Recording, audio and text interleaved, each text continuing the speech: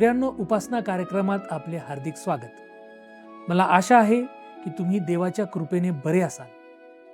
या कार्यक्रमात आपण बायबलचे वचन आणि अभ्यास एकत्र करण्याद्वारे देवाच्या वचनातून दररोज प्रवास करत आहोत. मला विश्वास आहे की याद्वारे तुमचा विश्वास मजबूत आणि तुमचे जीवन आशीर्वादित होत आहे.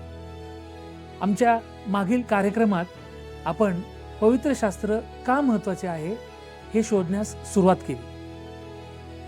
आम्हाला आढळले की केवळ संकटाच्या काळासाठी हे पुस्तक नाही, तर दैनंदिन जीवनासाठी मार्गदर्शक आहे. ज्ञान, सांत्वन आणि मार्गदर्शन देते. पवित्र शास्त्र सर्व पुस्तकांमध्ये अद्वितीय आहे. जीवन आणि राष्ट्रांना आकार देते आणि या जगात आणि अनंत काळात चालण्याचा निश्चित मार्ग दाखवते.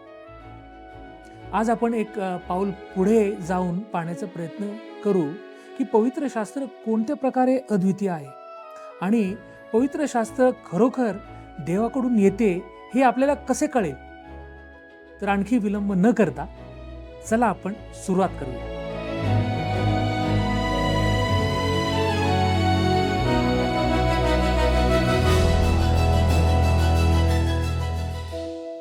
प्रियांनो, आमचे जीवन बदलणाऱ्या प्रभू येशूच्या मधुर नावात आपणा सर्वांस सलाम. या दिवसात आपण पवित्र शास्त्र म्हणजेच बायबलवर अध्ययन करीत आहोत. बायबल अभ्यासासाठी आवश्यक असलेली मार्गदर्शक तत्वे आपण पाहत आहोत.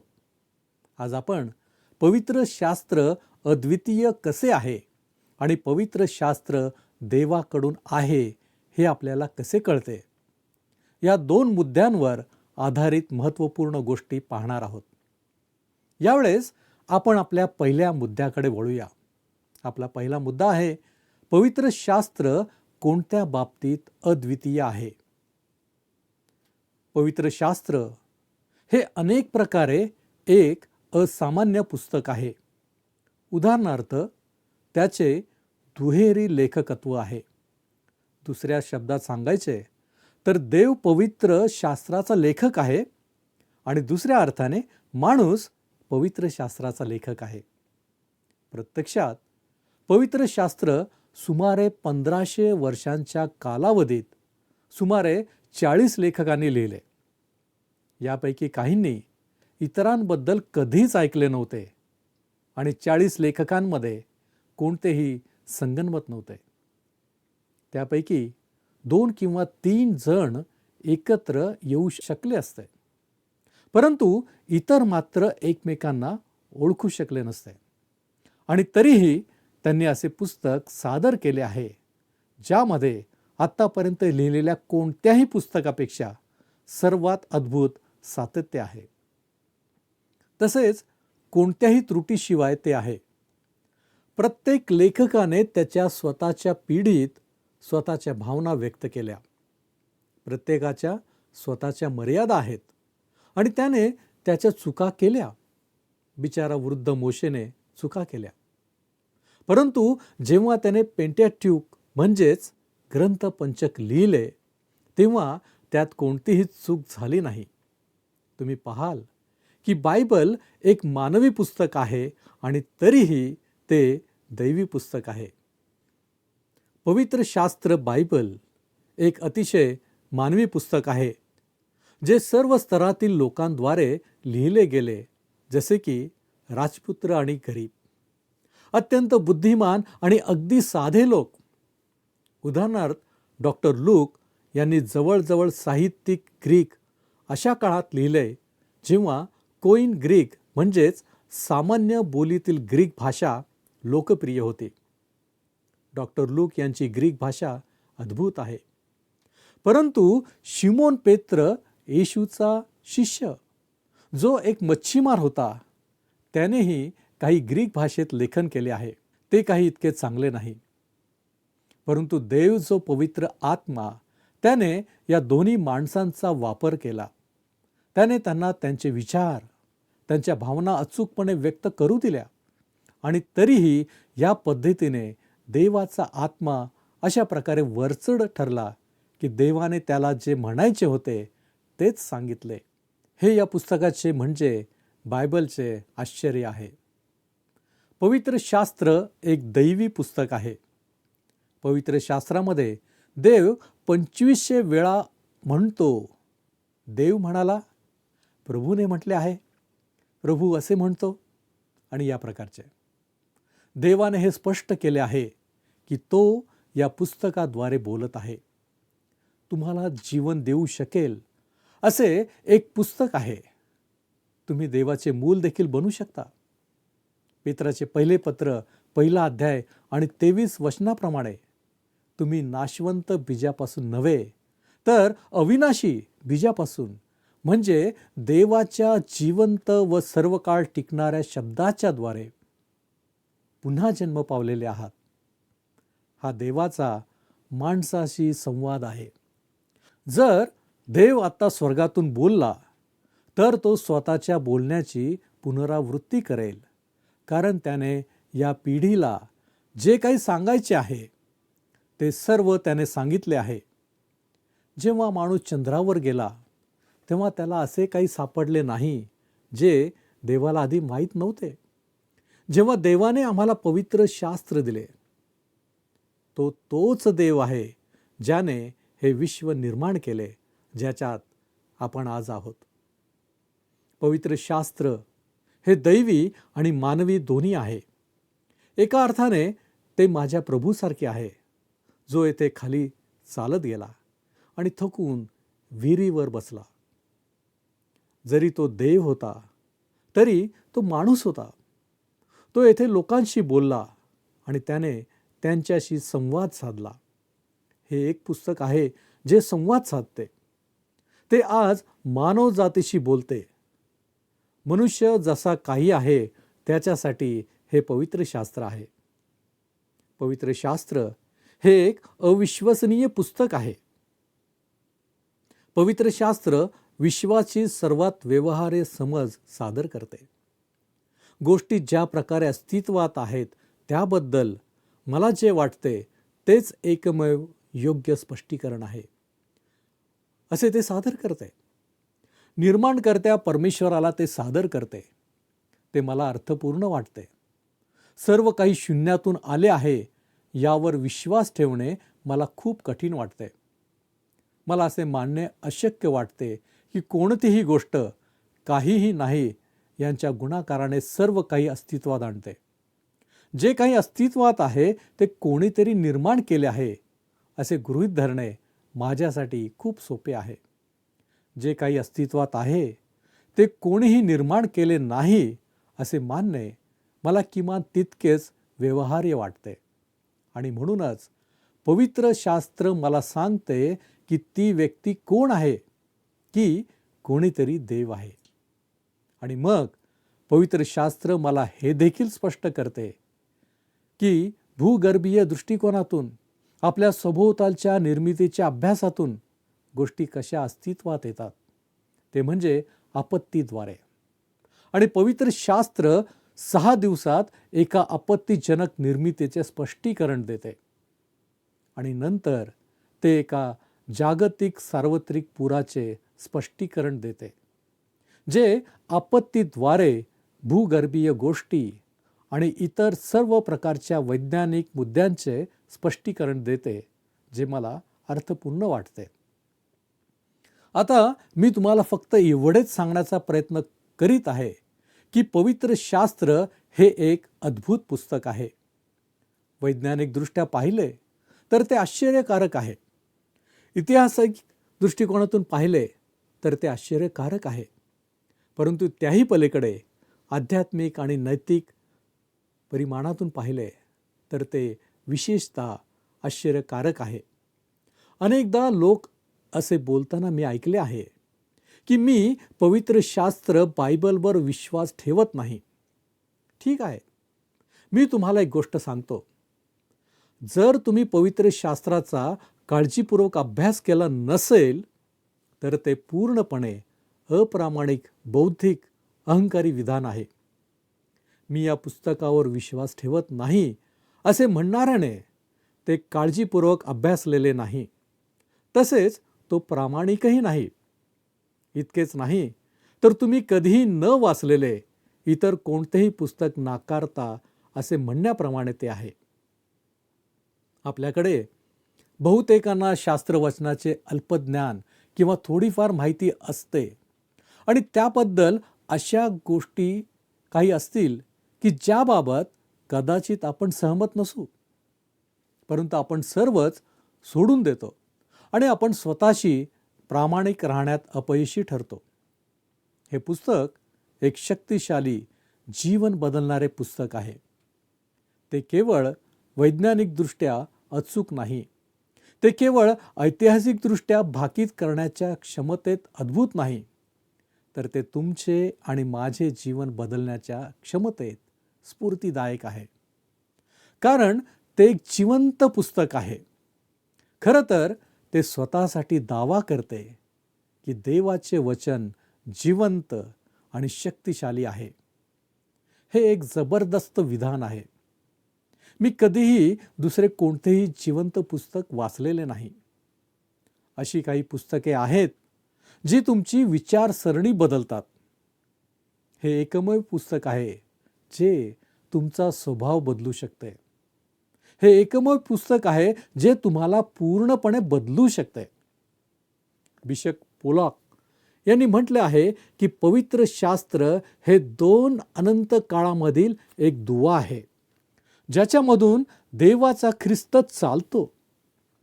त्याच्या अदृश्य पावलांचा ध्वनी जुन्या करारात आहे, पण आपण त्याला नवीन करारात देवाच्या सिंहासन कक्षात समोरासमोर भेटतो. आणि माझ्यासाठी वधस्तंभावर खिळलेल्या त्या ख्रिस्ताद्वारेच मला पापांची क्षमा आणि अनंतकालचे जीवन मिळाले आहे. जुना करार ख्रिस्त या शब्दात सारांशित आहे. नवीन करार येशू या शब्दात सारांशित आहे. आणि संपूर्ण बायबलचा सारांश असा आहे की येशू हा ख्रिस्त आहे. प्रियानो, आता आपण पाहूया की पवित्र शास्त्र देवाकडून कसे आहे हे तुम्हाला कसे कळते. हा एक चांगला प्रश्न आहे आणि तो विचारला पाहिजे आणि त्याचे उत्तर दिले पाहिजे. यासाठी आपण 2 मुद्दे आजच्या अध्ययनात पाहणार आहोत. पहिला मुद्दा आहे जतन करणे. पवित्र शास्त्राचे अद्भुत जतन हे वस्तुनिष्ठ पुराव्यांपैकी एक आहे. प्राचीन काळातील एक राजा होता. आपण त्याच्याबद्दल पवित्र शास्त्रामधील जुना करार आणि त्याच्या इर्मया संदेशाच्या ग्रंथात वाचतो. इर्मया याचा 36वा अध्याय आणि 23वे वचन. राजाने तो पट चाकूने कापून शेगडीतल्या पेटत्या आगीत टाकला. येणेप्रमाणे तो सगळा त्या शेगडीच्या आगीत भस्म झाला. प्रियांनो, हे पुन्हा लिहिले गेले आहे आणि आज आपल्याकडे ते वचन आहे. शतकानुशतके बायबल जाळण्याच्या अनेक घटना घडलेल्या आहेत. आज पवित्र शास्त्राविषयी खूप विरोध आहे. आज अनेक देशात पवित्र शास्त्र जाळले जात नाही, कारण लोकांना वाटते की आपण अशा वर्तनासाठी खूप सुसंस्कृत आहोत. अशी कृत्ये आमच्याकडून होत नाहीत, परंतु शाळा आणि इतर अनेक ठिकाणी ते बेकायदेशीर ठरविण्याच्या द्वारे देवाच्या वचनाचे शत्रू ते काढून टाकण्याचा प्रयत्न करतात. तरीही लोक धर्म स्वातंत्र्याबद्दल आणि भाषण स्वातंत्र्याबद्दल बोलत राहतात. पवित्र शास्त्रावर झालेल्या सर्व हल्ल्यांनंतरही ते अजूनही अस्तित्वात आहे आणि अर्थातच ते सर्वाधिक विक्री होणाऱ्यांपैकी एक आहे. अनेक वर्षांपासून ते सर्वाधिक विक्री होणारे होते, परंतु आज मात्र तसे नाही. मला हे सांगावे लागत आहे, हे खेदाने म्हणावे लागत आहे, परंतु हे खरे आहे. आज ते निश्चितच आपल्या समकालीन समाजावर एक भाष्य आहे. हे उघड करते की बायबल खरोखरच या राष्ट्राच्या इतिहासात आणि जीवनात पूर्वी जे स्थान व्यापत होते ते स्थान आता व्यापत नाही. तरीही मला वाटते की देवाच्या वचनाचे आश्चर्यकारक जतन विचारात घेण्यासारखे आहे. प्रियांनो, आता आपण दुसरा मुद्दा पाहूया. आपला दुसरा मुद्दा आहे पुरातत्वशास्त्र. पवित्र शास्त्र हे देवाचे वचन आहे हे आपल्याला माहीत होते. आणखी एका मार्गाने ते म्हणजे पुरातत्वशास्त्र. पुरातत्वशास्त्रज्ञांच्या कुदळीने आज अनेक गोष्टी उघड केलेल्या आहेत, ज्याद्वारे हे पुस्तक देवाचे वचन आहे हे सिद्ध केले आहे. उदाहरणार्थ, अनेक वर्षांपासून समीक्षकांनी पेंटॅटुकच्या म्हणजेच ग्रंथपंचकाच्या मोशेच्या लेखकत्वाला या आधारावर नाकारले की मोशेच्या काळात लेखन अस्तित्वात नव्हते. वर्षानुवर्षे पुरातत्वशास्त्रज्ञांच्या कुदळीने पवित्र शास्त्राच्या वैधतेचे पुरावे वारंवार दिलेले आहेत. पवित्र शास्त्र बायबलमध्ये जुन्या करारात यरीहो शहराचा उल्लेख आढळतो आणि याच यरीहो शहराच्या पडलेल्या भिंती हे बायबलच्या वैधतेचे एक उदाहरण आहे. आता काही लोकात या विशिष्ट गोष्टींबद्दल वाद झाले आहेत, परंतु भिंती पडल्या याला मात्र पुष्टी मिळाली आहे. देवाचे वचनाला याद्वारे पुष्टी मिळाली आहे. याचप्रमाणे इतर अनेक प्रकारे पुरातत्वशास्त्राने बायबलची अचूकता सिद्ध केली आहे. सापडलेल्या अनेक हस्तलिखितांमध्येही तेच आहे. पूर्वीच्या काळी काही महत्त्वाच्या गोष्टी जतन करण्यासाठी चर्मपत्रावर लिहित असत. ही हस्तलिखिते 1946 ते 1956 दरम्यान मृत समुद्राच्या वायव्य किनाऱ्यावरील जे कुमरांचे अवशेष आहेत त्याजवळील 11 गुहांमध्ये सापडले. हे खूप चित्तवेधक आहे की जेव्हा यशया ग्रंथाच्या गुंडाळ्या या मृत समुद्रातील गुंडाळ्या सापडल्या तेव्हा उदारमतवाद्यांना स्फुरण चढले, कारण त्यांना वाटले की याद्वारे त्यांना पवित्र शास्त्राला बदनाम करण्याचा युक्तिवाद सापडला आहे. तथापि गुंडाळ्यांनी बायबलला बदनाम केले नाही आणि असे दिसते की उदारमतवादींनी त्या गुंडाळ्यातील रुची गमावली आहे. या क्षेत्रात तुम्ही थोडे अधिक संशोधन करू शकता. याबाबत पुष्कळशा गोष्टी आज आपल्याकडे उपलब्ध आहेत. त्यांचा शोध घ्या आणि अधिक माहिती मिळविण्याचा प्रयत्न करा. प्रियांनो, बायबल हे पवित्र शास्त्र आहे. एक अद्वितीय पुस्तक आहे. ते एक मानवी पुस्तक आहे आणि तरीही ते दैवी पुस्तक आहे. देवाचे वचन जिवंत आणि शक्तिशाली आहे. त्याच्यामध्ये सामर्थ्य आहे. त्याच्यामध्ये एखाद्या व्यक्तीचे जीवन बदलण्याचे सामर्थ्य आहे. पवित्र शास्त्र हे देवापासून आहे. काय आपण कधी ते हातात घेतले आहे? कधी ते वाचन करण्याचा प्रयत्न केला आहे? आमच्या जीवनामध्ये आम्ही जिवंत आहोत तोपर्यंतच संधी आहे. या संधीचा लाभ घ्या आणि अद्वितीय आणि सामर्थ्यवान असलेल्या पवित्र शास्त्राचे वाचन करण्याचा, समजून घेण्याचा आणि त्याप्रमाणे वागण्याचा आपण निश्चय कराल काय? परमेश्वर आपणास सहाय्य करो. आपण प्रार्थना करूया.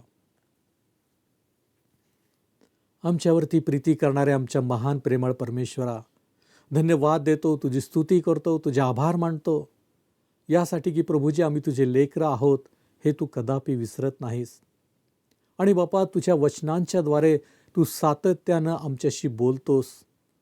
आज प्रभूजी आम्ही पवित्र शास्त्र काय आहे याच्यावरती आम्ही मनन केलेलं आहे. होय प्रभूजी, पुष्कळशा गोष्टी तू आज आमच्यासमोर ठेवलेल्या आहेस. ते अद्वितीय असं पुस्तक आहे. ते दैवी आहे. ते मानवी देखील आहे. होय प्रभूजी, उत्तम रीतीने प्रभू परमेश्वरा तू या पृथ्वीवरील निवडलेल्या लोकांचा उपयोग करून घेतलास आणि त्यांच्याद्वारे प्रभूजी तुझी इच्छा त्यांच्या मनामध्ये तू टाकलीस, त्यांना ती प्रेरणा दिलीस आणि त्यांच्याद्वारे प्रभूजी तुझी इच्छा आमच्या समोर तुझ्या वचनाच्याद्वारे प्रगट झालेली आहे. आम्ही मनापासून तुझे आभार मानतो, तुला धन्यवाद देतो बापा. होय प्रभू परमेश्वरा, असं अद्वितीय पुस्तक, दैवी पुस्तक तो आमच्या हातामध्ये ठेवलेलं आहेस. प्रभू परमेश्वरा, आम्ही ते वाचावं, ते समजून घेण्याचा प्रयत्न करावा आणि त्याप्रमाणे आमच्या दैनंदिन जीवनामध्ये आम्ही लागूकरण करावं. यासाठी विशेष करून तो आम्हाला सहाय्य कर. प्रभूजी, आम्ही अशक्त आहोत हे आम्ही मान्य करतो, परंतु बापा आम्हाला सामर्थ्य देणारा तू आमचं जिवंत परमेश्वर आहेस. होय प्रभूजी, आम्ही तुझ्याकडं पाहत आहोत. तू आमचा स्वीकार कर.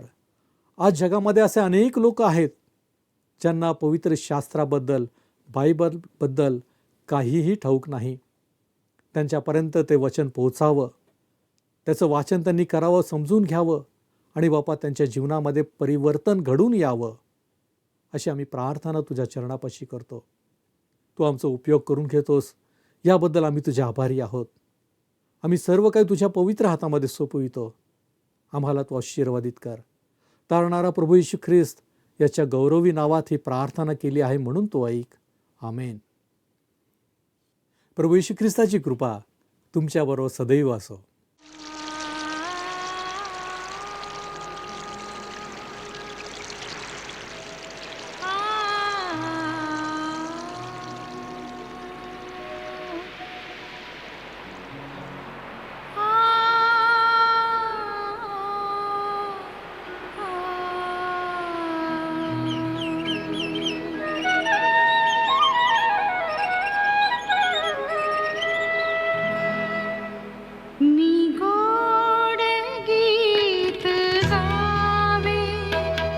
देवा तुझ्या प्रीतीचे मी गोड गीत गावे. देवा तुझ्या प्रीतीचे तुझेच गुण गावे. हे ध्येय जीवनाचे, हे ध्येय जीवनाचे मी गोड गीत गावे. देवा तुझ्या प्रीतीचे.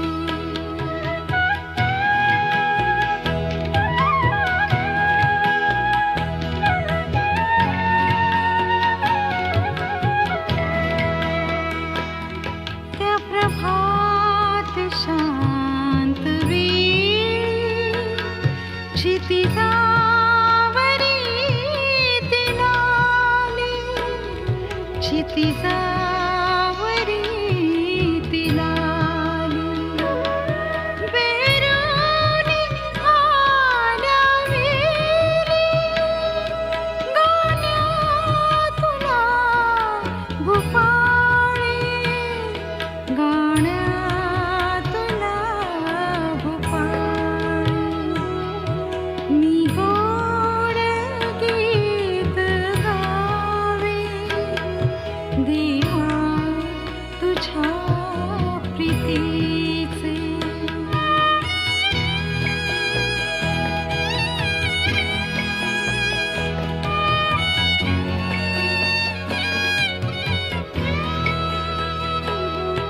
येशूची प्रीती गावी, महिमा तुझी वर्णावी, महिमा तुझी वर्णावी.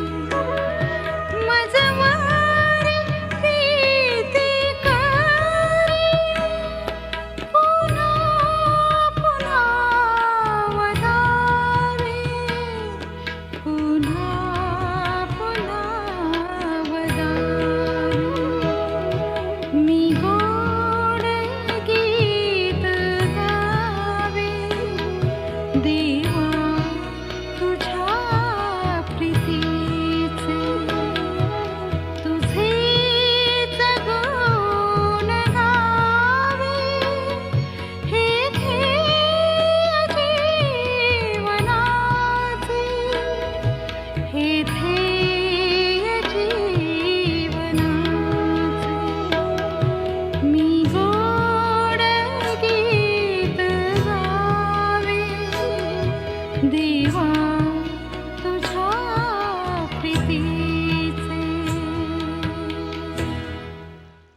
प्रियांनो, मला आशा आहे की आपणास आजचा भाग आवडला असेल. आजच्या भागात आपण शिकलो की पवित्र शास्त्र आतापर्यंत लिहिलेल्या इतर कोणत्याही पुस्तकांपेक्षा वेगळं आहे. त्याचे लेखकत्व दुहेरी आहे, म्हणजेच दैवी आणि मानवी आहे. 1500 वर्षाहून अधिक काळातील आणि वेगवेगळ्या पार्श्वभूमीतील सुमारे 40 पुरुषांनी ते देवाच्या प्रेरणेने लिहिले, तरीही त्यांच्या लेखनातून उल्लेखनीय एकता आणि अचूकता दिसते. जरी प्रत्येक लेखकाला वैयक्तिक मर्यादा होत्या, तरी देवाच्या आत्म्याने त्यांना मार्गदर्शन केले, जेणेकरून त्याचे सत्य परिपूर्णपणे कळवले जाईल. पवित्र शास्त्र 2500 पेक्षा जास्त वेळा घोषित करते की देव म्हणाला.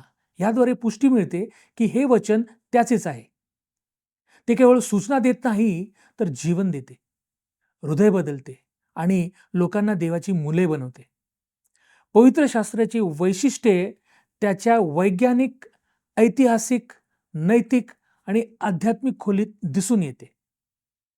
ते निर्मिती आणि मानवी अस्तित्वाचे तर्कसंगत स्पष्टीकरण देते. देवाला निर्माणकर्ता म्हणून प्रकट करते. ते जीवन बदलते, कारण ते जिवंत आणि शक्तिशाली आहे. ते देवाकडून मानवतेला एक जिवंत संवाद आहे. त्याचे दैवी मूळ पुरातत्व शास्त्राद्वारे देखील सिद्ध झाले आहे. शतकानुशतके छळ आणि नष्ट करण्याचे प्रयत्न असूनही पवित्र शास्त्र अबाधित. नवनवीन शोध सातत्याने त्याच्या ऐतिहासिक सत्याची पुष्टी करतात. एकंदरीत पवित्र शास्त्र हे देवाचे कालातीत प्रकटीकरण आहे. एक जिवंत, जीवन बदलणारे वचन, जे येशू ख्रिस्ताला प्रकट करते, जो सर्व शास्त्र वचनांचा केंद्रबिंदू आणि उद्देश आहे.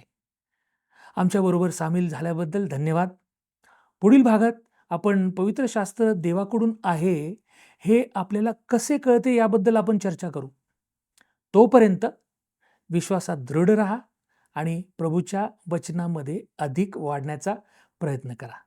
धन्यवाद.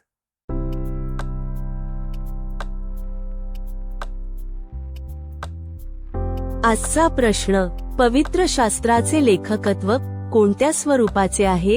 ए. जगिक, बी. दुहेरी, सी. आत्मिक, डी. एकेरी.